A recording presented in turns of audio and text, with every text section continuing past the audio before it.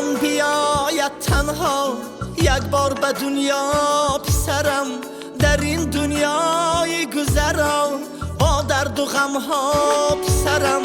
انسان بیاید تنها یک بار به دنیا پسرم، در این دنیای گذران با درد و غم ها پسرم.